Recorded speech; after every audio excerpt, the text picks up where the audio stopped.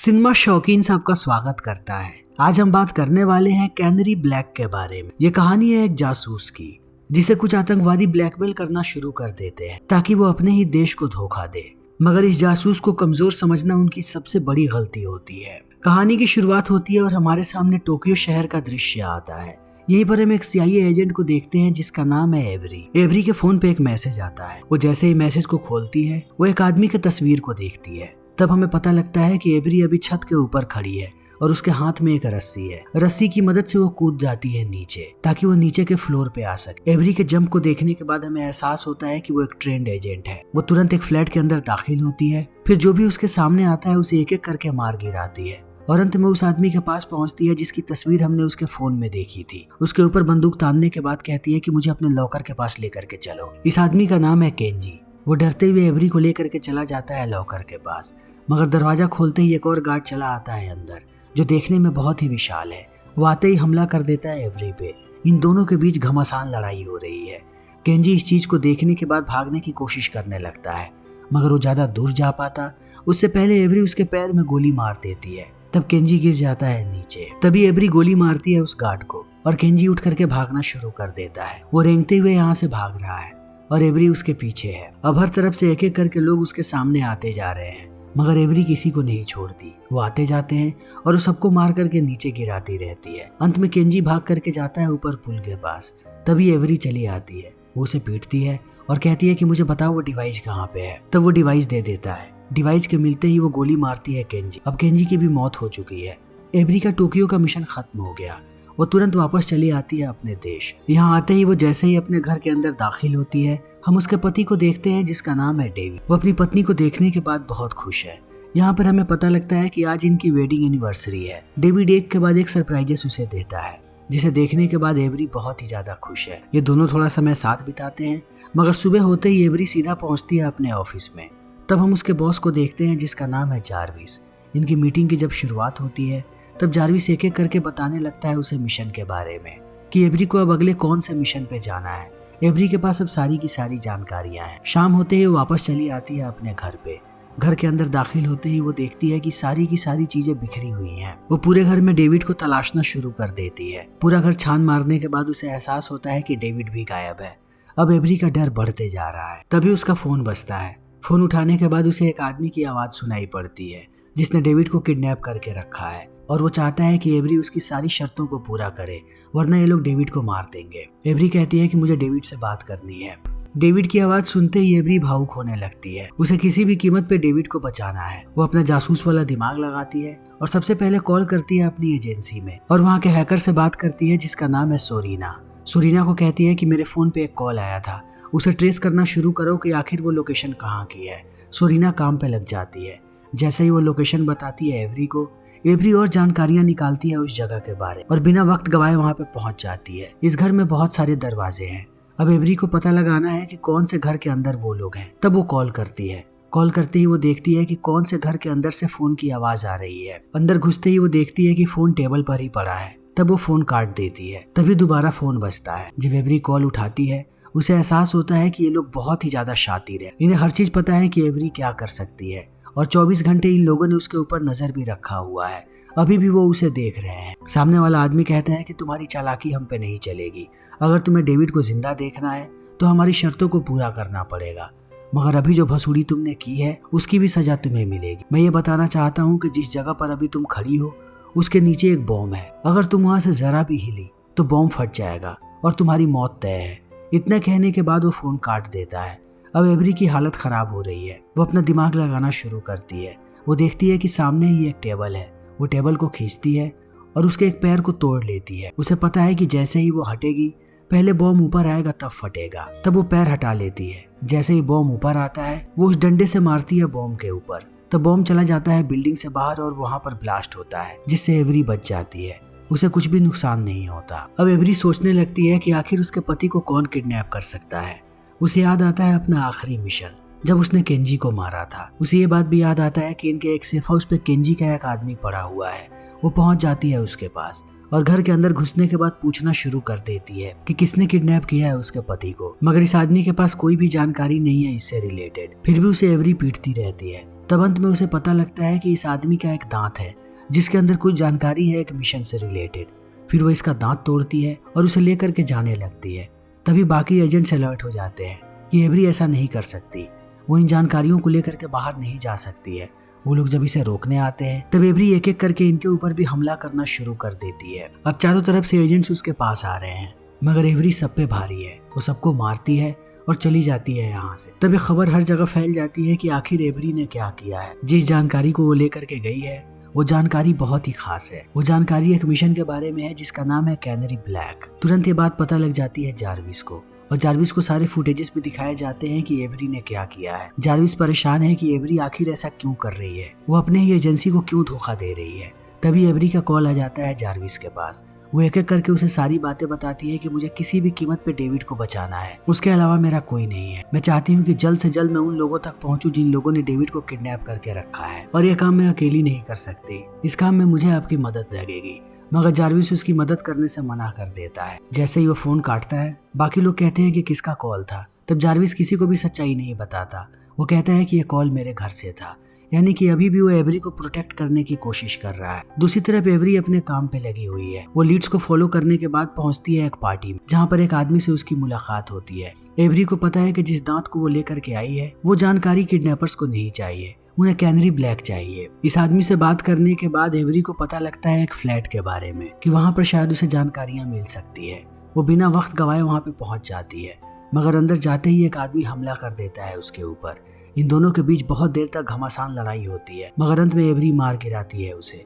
मरते समय वो आदमी बताता है एक ब्रीफकेस के बारे में, पर एवरी जैसे ही ब्रीफकेस को बाहर निकालती है वो देखती है कि ये पूरे तरीके से खाली है, यानी कि एक बार फिर से वो फेल हो चुकी है। तभी उसे फोन की आवाज सुनाई पड़ती है। जो आदमी मरा है उसका फोन बज रहा है। जैसे ही वो कॉल उठाती है वो देखती है कि उसके पति डेविड को बांध करके रखा गया है और उसे बहुत ही बेरहमी से टॉर्चर भी किया गया है। ये सारी चीजें परेशान करने लगती हैं एवरी को। तब वो तुरंत मैसेज करती है जारविस को कि उसे उससे मिलना है। थोड़ी देर के बाद ये लोग मिलते हैं। एवरी एक ही सवाल पूछती है जारविस से कि कैनरी ब्लैक क्या है और इस जानकारी के पीछे वो लोग क्यों लगे हुए हैं। तब जारविस बताता है कि ये एक बहुत ही बड़ा डेटा है, जिस डेटा के अंदर बहुत सारे ब्लैकमेलर्स की लिस्ट है। अगर वो किसी के भी हाथ लग गई तब वो लोग कुछ भी कर सकते हैं। मगर अब एवरी कुछ और करती उससे पहले आकर के CIA वाले उसे पकड़ने लगते हैं। एवरी को ये उम्मीद नहीं थी कि जारविस उसके साथ ऐसा करेगा, मगर अब वो लोग उसे पकड़ के लेकर के जा रहे हैं। जब रास्ते में जारविस आता है तब उसे भी इस बात का एहसास होता है कि उसे ऐसा नहीं करना चाहिए। फिर वो निश्चय करता है कि अब उसे बचाना है एवरी को। वो अपने ही लोगों पर हमला कर देता है।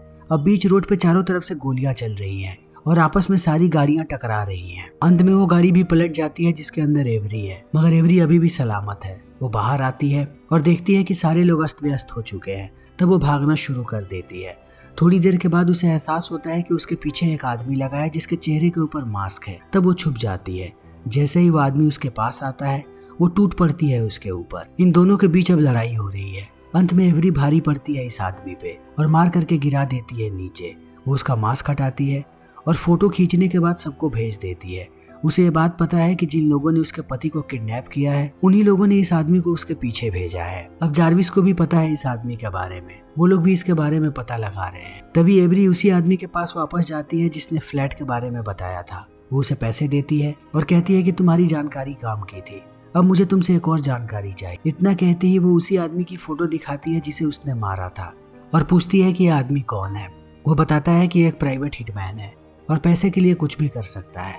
ये किसी एक आदमी के लिए काम नहीं करता था, जो भी इसे पैसे दे उसके लिए काम करने के लिए तैयार था। एवरी कहती है कि मुझे बस इतनी बात पता लगानी है कि आखिरी बार उसे किसने हायर किया था। तब उसे पता लगता है एक आदमी का नाम जो काम करता है नेशनल सिक्योरिटी एजेंसी के लिए। एवरी लग जाती है उसके पीछे। सबसे पहले वो अपने लिए एक जाली पासपोर्ट बनवाती है क्योंकि वो आदमी अभी एक होटल में रह रहा है और एवरी को अपने नाम पे कमरा लेना है। वो उस पासपोर्ट की मदद से कमरा लेती है और चली आती है कमरे में। फिर इंतजार करने लगती है कि वो आदमी कब अंदर आएगा। थोड़ी देर के बाद वो आदमी जैसे ही अंदर आता है एवरी ऊपर से चली आती है उसके कमरे के अंदर। सबसे पहले उसे पीट करके नीचे गिराती है और नीचे गिराने के बाद उसके चेहरे पर एक मास्क लगा देती है ताकि अब वो कितनी भी जोर से चिल्लाए उसकी आवाज बाहर ना जा सके। उस आदमी को उसने कुर्सी पे बांध दिया है और सवाल पूछना शुरू करती है कि मुझे तुम्हारे सिस्टम का एक्सेस चाहिए, जितनी जल्दी हो सके अपना पासवर्ड बताओ। तब वो आदमी पासवर्ड बता देता है, मगर एवरी जैसे ही पासवर्ड दबाती है उसे एहसास होता है कि यह गलत पासवर्ड है। वो गुस्से में इस आदमी की एक उंगली तोड़ देती है और दोबारा वही सवाल पूछती है कि मुझे पासवर्ड बताओ। तब वो फिर से पासवर्ड बताता है, लेकिन इस बार भी पासवर्ड गलत ही है। अब एवरी बहुत ही ज्यादा गुस्से में है। वो उस आदमी की दूसरी उंगली तोड़ती है, फिर सर पे मार करके बेहोश करके नीचे गिरा देती है। अब उसे सोरीना की मदद लेनी पड़ेगी। वो कॉल करके सारा माजरा बताती है और कहती है कि मुझे कैसे भी इस सिस्टम को अनलॉक करना है। सोरीना काम पे लग जाती। तब वो सीधा कॉल करती है जारविस को, ताकि अब तक की सारी बातें बता सके कि उसके साथ क्या हो रहा है।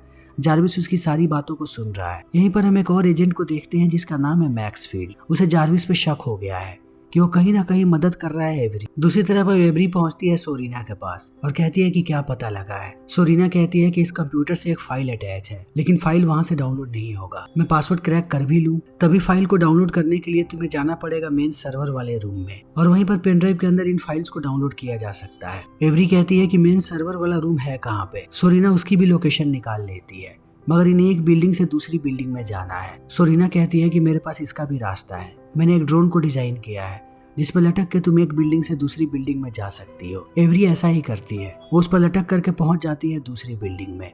अब सोरीना उसे गाइड कर रही है कि पेन ड्राइव में उसे डेटा को कैसे डाउनलोड करना है। वो डेटा ट्रांसफर करना शुरू कर देती है। दूसरी तरफ वो आदमी बेहोश पड़ा है, तभी उसके कमरे में उसके सिक्योरिटी वाले चले आते हैं। वो आदमी जैसे ही आजाद होता है वो सारी बातें इन्हें बता देता है कि जो मेन सर्वर वाला रूम है वहाँ पर लोगों को भेजो, हमारे डेटा को चोरी किया जा रहा है। वहाँ पर लोग पहुँच जाते हैं। चारों तरफ से गोलियां चलने लगती हैं, मगर डेटा डाउनलोड हो चुका है। एवरी डेटा को लेती है और भागना शुरू कर देती है। उसे पता है कि यहाँ से भागना इतना आसान नहीं होगा, वो नीचे से नहीं आ सकती। तब वो दोबारा सोरीना से कांटेक्ट करती है। सोरीना ने फिर से ड्रोन को एक्टिवेट कर दिया है। ड्रोन की मदद से एवरी नीचे आ रही है। तभी वो लोग गोली चला देते हैं ड्रोन पे। ड्रोन खराब होता है और एवरी गिरती है नीचे जमीन पे। उसके नीचे गिरते ही एक ट्रक चढ़ जाता है ड्रोन के ऊपर।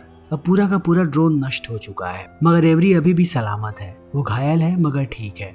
वह ऐसी ही हालत में पहुंच जाती है सोरीना के पास और उसे पेन ड्राइव दे करके कहती है कि इस डेटा को चेक करो। जब सोरीना डेटा निकालने की कोशिश करती है वो बताती है कि इस पेन ड्राइव में बहुत सारा वायरस है, ये तुरंत ही मेरे सिस्टम को हैक कर लेगा और उनके पास मेरी जानकारियां चली जाएंगी। इन जानकारियों को निकालना इतना आसान नहीं है, इसमें टाइम लगने वाला है, हम सारे लोग फंसने वाले हैं। इस बात को सुनते ही एवरी पेन ड्राइव निकालती है और सोरीना के लैपटॉप को तोड़ देती है। सोरीना कहती है कि तुम्हारी वजह से पहले ही मेरा ड्रोन तबाह हो चुका है और अब तुमने लैपटॉप को भी तोड़ दिया। एवरी इस बात का कोई जवाब नहीं देती और सीधा मैसेज करती है जारविस को। उसे बताती है कि मेरे फोन को ट्रैक करो और आकर के मिलो मुझसे। वो जाने लगती है एक जगह पे जहाँ पर जारविस उससे मिल सके।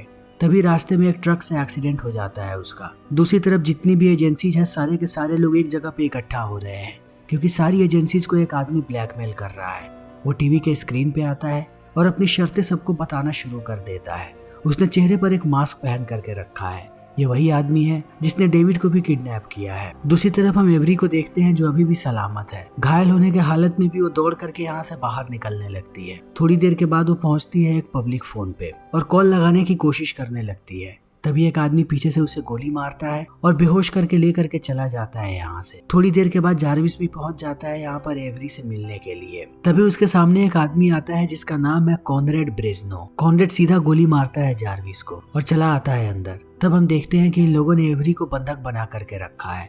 कॉनरेड उससे कहता है कि मुझे अभी के अभी कैनरी ब्लैक दो वरना मैं तुम्हारे पति को मार दूंगा। एवरी कहती है कि मेरे पास वो डेटा नहीं है। तब कॉनरेड भड़क जाता है और कहता है कि सारी दुनिया मेरे निशाने पे है और मुझे सिर्फ कैनरी ब्लैक ही रोक रहा है। अगर तुमने एक बार और मुझसे ना कहा तब मैं तुम्हारे पति को मार दूंगा। ये लोग उसके पति को लेकर के आते हैं। इस बार जब कॉनरेड सवाल पूछता है तब एवरी कहती है कि मेरे पास कैनरी ब्लैक नहीं है। तब वो डेविड को गोली मार देता है और अपने आदमियों को कहता है कि इस लड़की को खत्म कर दो। मगर जैसे ही कॉनरेड यहाँ से निकलता है हमें एहसास होता है कि डेविड अभी भी जिंदा है।